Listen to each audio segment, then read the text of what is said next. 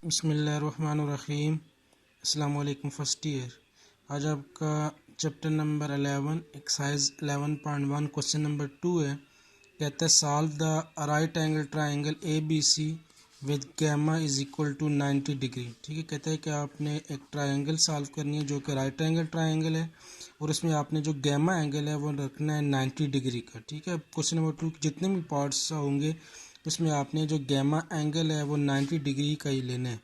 अब इसमें first part है, उसमें कहते हैं कि ट्रायंगल ए बी सी जो है उसमें जो साइड ए है वो आपके पास है 14 डिग्री और उसमें जो बीटा एंगल जो होगा, बीटा एंगल जो है वो 28 डिग्री के इक्वल है। ठीक है, अब गिवन क्या है कि ए इज़ इक्वल टू 14 है, beta is equal to 28 degree और साथ में थ्रू आउट हर क्वेश्चन के लिए जो गैमा एंगल है वो आपके पास है 90 डिग्री। ठीक है, अब आपने क्या करना है कि क्वेश्चन के हिसाब से ट्रायंगल ड्रा करनी है।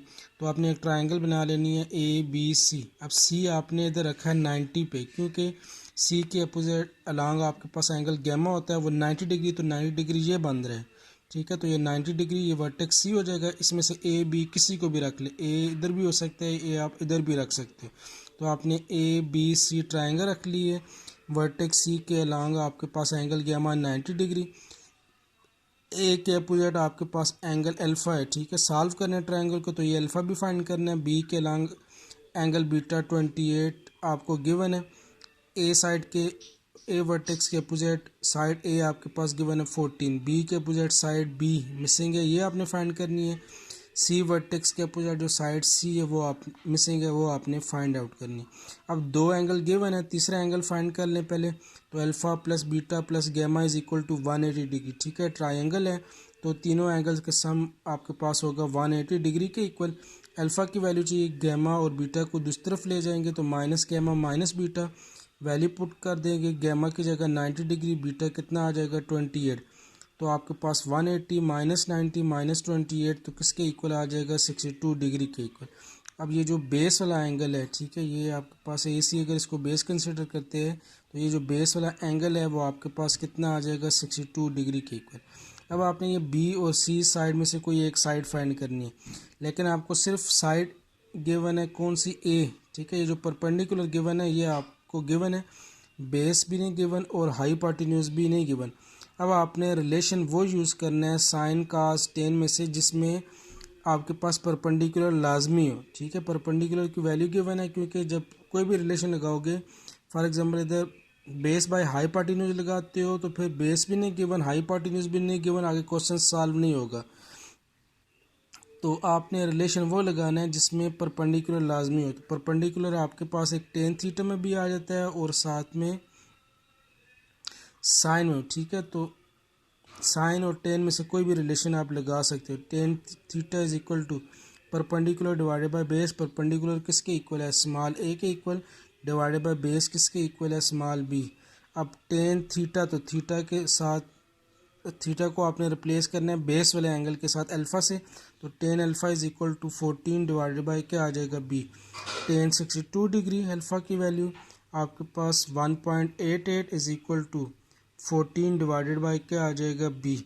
अब बी की वैल्यू चाहिए, क्रॉस मल्टीप्लाई कर लेना 14 डिवाइडेड बाई 1.88, तो बी साइड आपके पास कितनी आ जाएगी 7.4 के इक्वल आ जाएगी। बी साइड आपके पास आ जाएगी 7.4। अब ये जो मिसिंग एंगल था एक अल्फ़ा वो आपने फाइंड कर लिया 62। ए की वैल्यू आपके पास गिवन थी 14। ठीक है, बी की वैल्यू आपने फाइंड कर ली 7.4।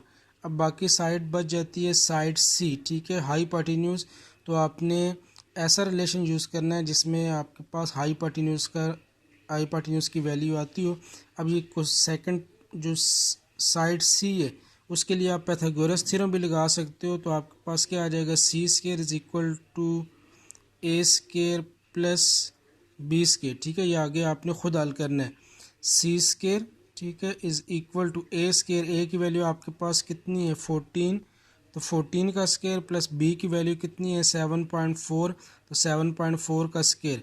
तो दोनों को सिंप्लीफाई करके आपको वैल्यू चाहिए सी की, तो फिर आपने दोनों तरफ रूट लेना है, तो आपके पास सी की वैल्यू आ जाएगी। ठीक है, ये आपने सी की जो वैल्यू है ये आपने इसको खुद सॉल्व करना है, ठीक है। एक रिलेशन ये भी लग सकता है, या दूसरा आपके पास हाइपोटेन्यूज है तो बेस भी आ गया तो कास थीटा का रिलेशन भी लग सकता है और साइन का भी रिलेशन लग सकता है, ठीक है। या इसको आप इस तरह भी हल कर सकते हो, cos theta is equal to base by hypotenuse. तो काज ऑफ अल्फ़ा की वैल्यू कितनी आ जाएगी, cos 62 degree is equal to base की वैल्यू कितनी आ गई है 7.4 डिवाइडेड बाय हाइपोटेन्यूज किसके इक्वल गिवन है सी के इक्वल, क्रॉस मल्टीप्लाई कर लेंगे, C is equal to 7.4 divided by आपके पास कितना आ जाएगा काज ऑफ 62 डिग्री, ठीक है।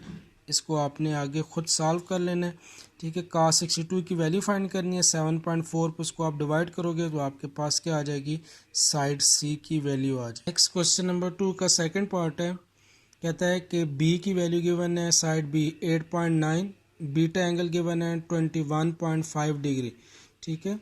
तो गिवन है आपके पास एक साइड बी गिवन है, साथ में एंगल बीटा गिवन है। अब ये एंगल गैमा क्वेश्चन में स्टार्ट में उसने खुद कहा हुआ था कि ट्राइंगल ए बी सी लेनी है, राइट एंगल ट्राइंगल, और गैमा एंगल आपने रखना है 90 डिग्री। तो गैमा एंगल आपके पास क्या आ जाएगा 90 डिग्री।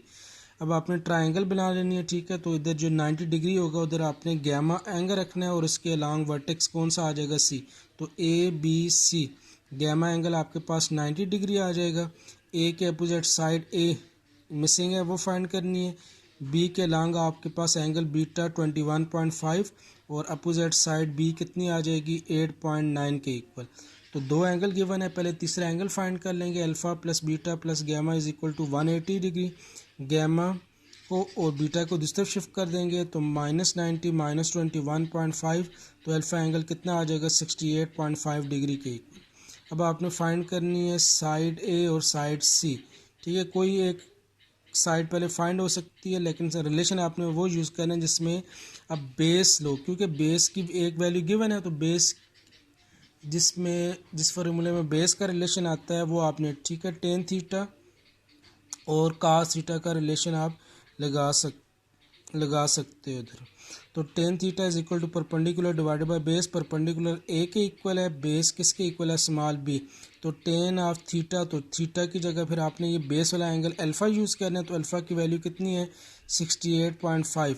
तो 68.5 इज इक्वल टू ए की वैल्यू फाइंड करनी है डिवाइडेड बाय बी की वैल्यू है 8.9। 1068.5 आपके पास 2.5 के इक्वल होता है। 8.9 डिवाइड सिर्फ जाके मल्टीप्लाई इज इक्वल टू ए। तो 2.5 मल्टीप्लाई बाय 8.9 कितना आ जाएगा 22.6 के इक्वल। तो आपके पास साइड ए कितनी आ जाएगी 22.6। उसके बाद साइड सी मिसिंग हाइपोटेन्यूज। अब रिलेशन आपने वो यूज़ करना है, बेस और परपेंडिकुलर दोनों वैल्यू आ गई है, हाइपोटेन्यूज की वैल्यू चाहिए तो रिलेशन आपने वो यूज़ करना है जिसमें हाइपोटेन्यूज लाजमी आता हो, ठीक है। तो उसमें साइन और कास का रिलेशन लगा सकते हो। तो cos theta is equal to base by hypotenuse, base small B के इक्वल गिवन है, हाइपोटेन्यूज गिवन है स्मॉल सी के इक्वल। सी की वैल्यू चाहिए तो काज ऑफ अल्फ़ा, तो बेस वाला angle 68.5 is equal to 8.9 divided by क्या आ जाएगा साइड सी के इक्वल। तो कास 68.5 आपके पास होता है 0.36 is equal to 8.9 divided by side C. Cross multiply कर लेंगे 8.9 डिवाइडेड बाय 0.36, तो आपके पास जो साइड सी है वो कितनी आ जाएगी 24.7 के इक्वल। नेक्स्ट इसका थर्ड पार्ट है, साइड बी गिवन है 14, साइड सी गिवन है 450, ठीक है। दो साइडें गिवन है और एक एंगल थ्रू आउट उसने स्टार्ट में कहा हुआ है कि गैमा एंगल आपने कितना रखना है 90 डिग्री का। तो फिर आपने ट्रायंगल इस तरह बनानी है कि गैमा एंगल आपके पास परपेंडिकुलर वाला हो। तो ए बी सी ट्रायंगल, ठीक है। ये गैमा एंगल आपके पास 90 डिग्री, गैमा के लॉन्ग वर्टेक्स सी और अपोजिट साइड के आ जाएगी स्मॉल सी के। उसके बाद बी के लॉन्ग है आपके पास angle beta, opposite side B is equal to 14। A के लॉन्ग आपके पास एंगल अल्फ़ा और अपोजिट साइड क्या आ जाएगी ए।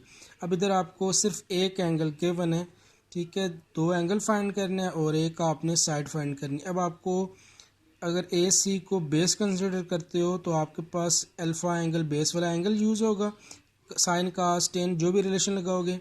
उसके बाद बी सी परपेंडिकुलर और ए बी हाइपोटेन्यूज।